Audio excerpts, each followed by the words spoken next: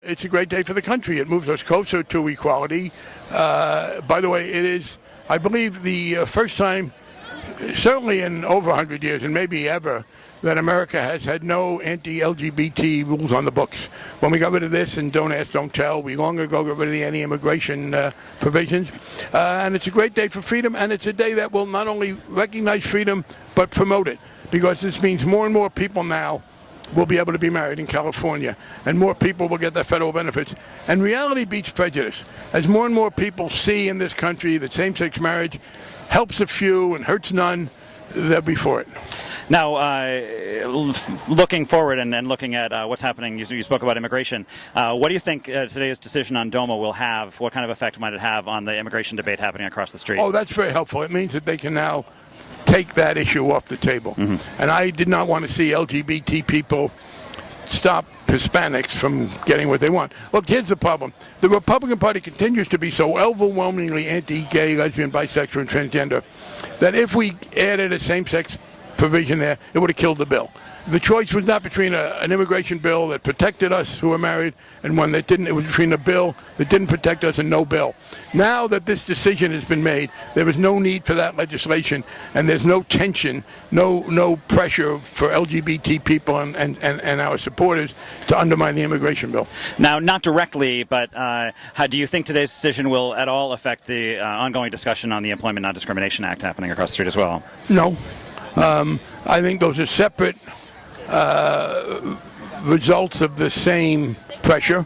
I think there is increasing political support. Look, it's unfortunately still partisan. You're not going to see anything passed with the Republican control of the House. But I do believe now we've educated people about the transgender issue. That hadn't previously been the case.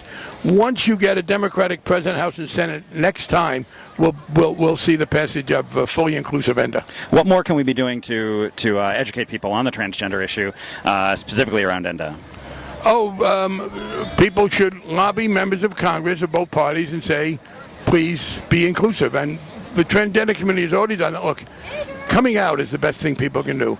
Gay and lesbian people came out first. The transgender people with greater prejudice didn't do it as much. But what the transgender community can do is to continue to be public about who they are, and it's always a case where when people are presented with reality, it defeats the prejudice. Now, one more question. With all the discussion of what's going on behind us here and these decisions being made, there's a question about accountability and the visibility of what's happening, what happens behind those closed doors, cameras in the courtroom, recordings. Do you think that the Supreme Court should be subject to the same kind of I do, but it will openness? still be behind closed doors. Let's make a distinction. No, I do not think that the deliberations of the justices ought to be public. No, but at least I'm sorry, but you asked a question that frankly confused two issues. Okay. I do not think that the decisions, the debates ought to be in public. I do think the reading and announcement of the decision should be, and the oral arguments. That I agree with, and I think it's very inconsistent of someone like Scalia, who says he's all for free speech, to protect himself. It wouldn't have any impact on the decision-making process, but I think it could better educate the country. All right, and the people of Massachusetts, anything you have to say to them? Well, we were there first in terms of marriage, thanks to a brilliant lawyer, Mary Bernardo, who should be getting a lot of praise today, and our Supreme Court. And in fact, I was going to have our Chief Justice, who wrote the opinion, Margaret Marshall, marry Jim and me, but she was out of town, so we had to settle for our governor. We were glad to have him. But it means that they're going to no longer be paying taxes for benefits that they can't enjoy. Well, that decision, the Goodrich decision, was actually being discussed earlier today on the fact that it's now being used as a wedding reading for straight and gay couples all around the country. Oh, that's very nice. Thanks very much for joining us, Congressman. Thank you. I'm actually from Massachusetts.